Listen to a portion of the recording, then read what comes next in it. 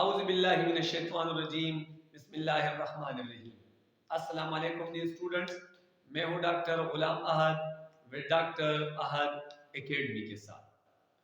Dear students, आज के इस लेक्चर में मैं आप लोगों को बेसिक कॉन्सेप्ट्स के बारे में पढ़ाऊंगा और वो बेसिक कॉन्सेप्ट जो कि केमिस्ट्री सब्जेक्ट के लिए इंतहाई ज़रूरी है, उसमें से आज का जो हमारा टॉपिक है वो है एवोगाड्रोस नंबर। एवोगाड्रोस नंबर क्या है?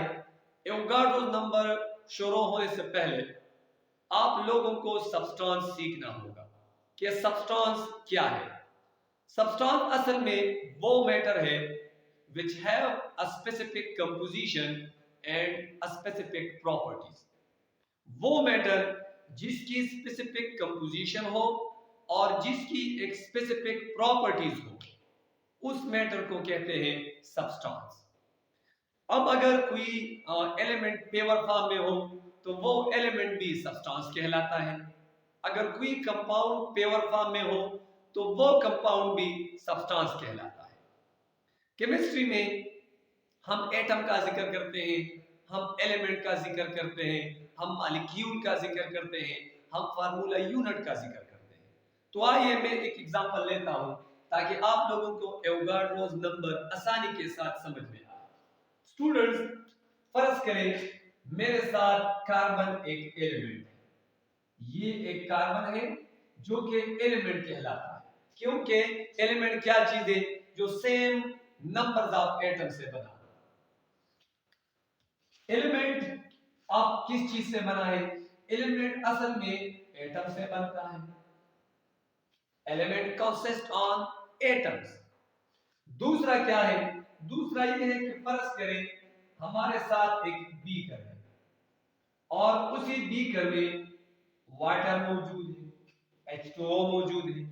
H2O असल में मुश्तमिल है या बनते हैं मॉलिक्यूल से। Water is actually formed from molecules। तीसरा, एक चाइना डिश है या एक प्लेट है और उसी चाइना डिश या प्लेट में सोडियम क्लोराइड मौजूद है, NaCl।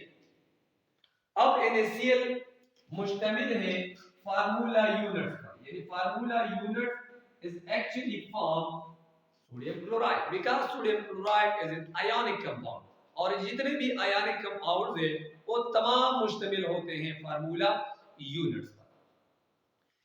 वंस अगेन, एलिमेंट है, कार्बन है, कार्बन एटम से बनते हैं, यानी एलिमेंट एटम्स के मिलाप से बनते हैं। बीकर है, उसमें वाटर मौजूद है, वाटर मॉलिक्यूल्स पर मुश्तमिल होता है। NaCl है, NaCl आयोनिक कंपाउंड है जो कि फार्मूला यूनिट से बनते हैं।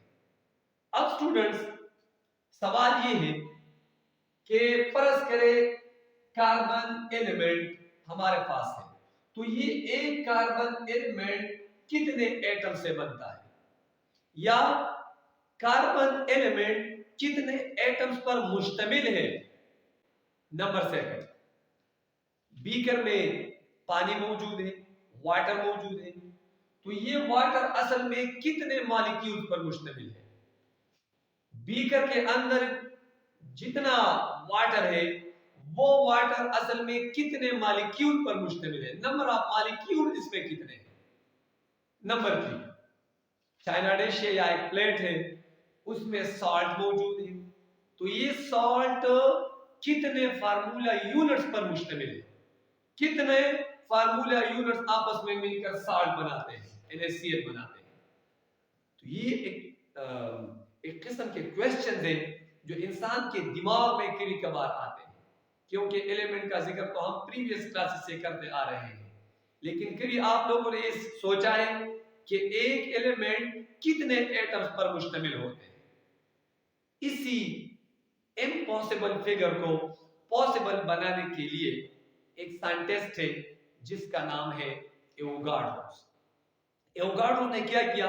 उन्होंने एक कांस्टेंट नंबर को प्रपोज किया, तजवीज किया, और वो कांस्टेंट नंबर क्या है? एवोगाड्रोस नंबर है। एवोगाड्रोस नंबर क्या है?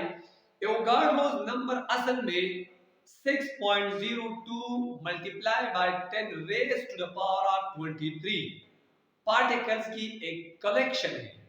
For example, it is a collection of 6.02 into 10 raised to the power of 23 particles. यदि जब 6.02 multiplied by 10 raised to the power of 23 particles, particles का मतलब क्या है? पार्टिकल्स क्या है? पार्टिकल्स एटम भी हो सकते हैं, पार्टिकल्स मॉलिक्यूल्स भी हो सकते हैं, पार्टिकल्स फार्मूला यूनिट्स भी हो सकते हैं। तो असल में एवोगाड्रो नंबर इतने नंबर के यानी इतने पार्टिकल्स के कलेक्शन को कहते हैं।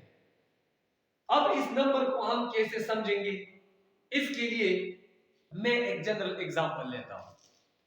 स्टूडेंट्स, जब हम बाजार जाते हैं तो बाजार में सपोज हमें बनानास चाहिए, तो जब हम दुकानदार के पास जाते हैं तो हम दुकानदार को कहते हैं कि हमें 1 डजन बनाना चाहिए। तो वो 1 डजन बनाने के बदले हमें 12 अदद देते हैं, 12 नंबर्स के केले देते हैं। या हम एक दुकानदार से कहें कि वी नीड 1 डजन ऑरेंजेस, तो हमें 12 अदद ऑरेंजेस देते हैं। अब ये जो 12 का नंबर है, ये 12 नंबर इक्वल है 1 डजन के। तो जिस तरह 12 number is equal to 1 dozen, इसी तरह 6.02 multiply by 10 raise to the power of 23 particles is equal to 1 mole. यानी यहां पर 6.02 10 raised to the power of 23 particle is equal to 1 mole। ये 1 मोल के बराबर है। ये जो नंबर है ये वाला, ये 1 मोल के बराबर है। अब आते हैं अपने एग्जांपल की जाए। जिस तरह मैंने पहले आप लोगों को कहा कि ये एक एलिमेंट है। कौन सा एलिमेंट है? कार्बन है। कार्बन में कितने नंबर्स ऑफ एटम्स हैं? तो हम कहेंगे कि फर्ज करें ये हमारे पास 1 मोल कार्बन है। तो 1 मोल कार्बन में कितने नंबर्स ऑफ एटम्स होंगे?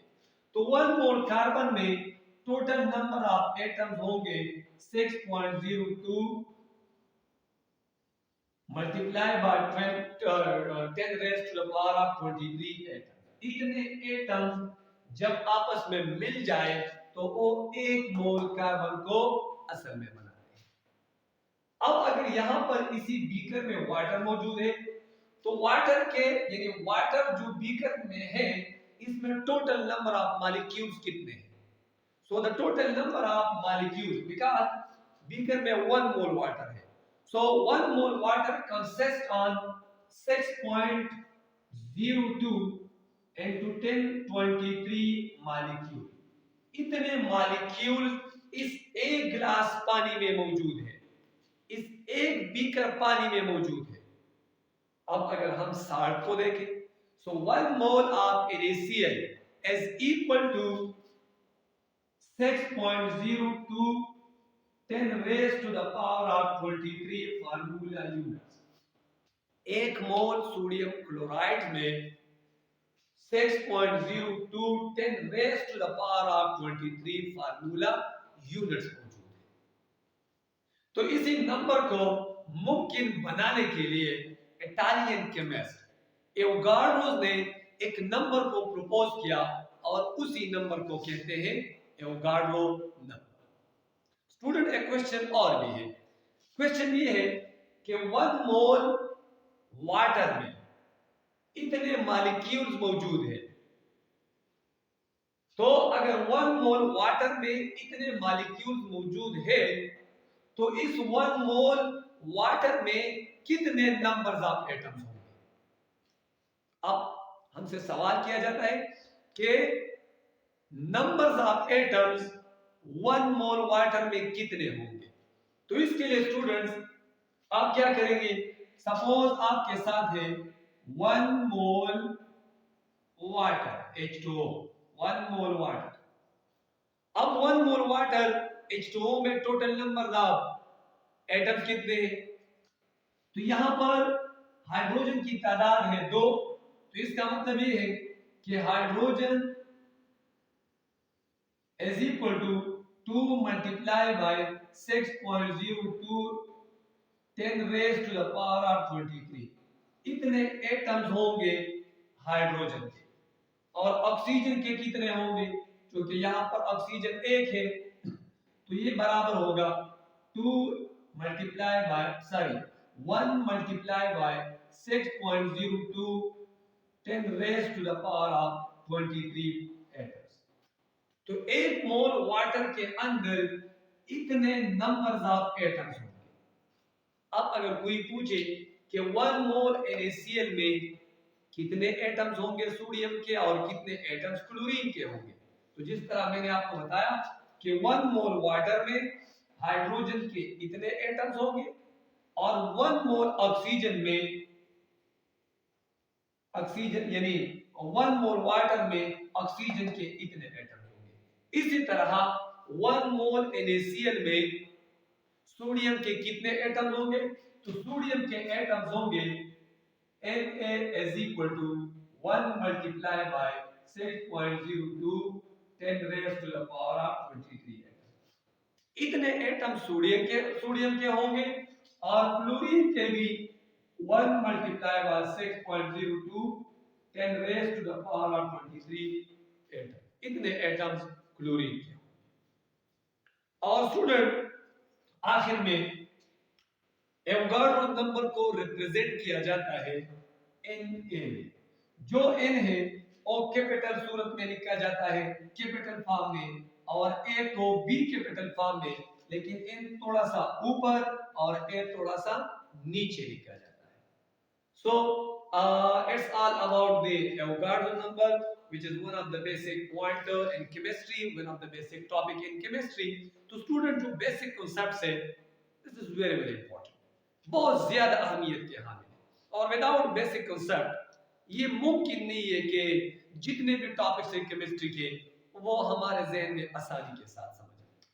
तो स्टूडेंट इसी तरह के बेसिक कॉन्सेप्ट को सीखने के लिए आप हमारा चैनल सब्सक्राइब कर लें, ताकि आने वाले वक्तों में जितने भी बेसिक कॉन्सेप्ट है चाहे जो भी हो, इंशाल्लाह हम कोशिश करेंगे कि एक बाय एक बेसिक कॉन्सेप्ट को आप लोगों के साथ शेयर करें। तो इंशाल्लाह नेक्स्ट वीडियो के साथ दोबारा हाजिर होंगे। तब तक के लिए इजाजत दीजिए। अल्लाह।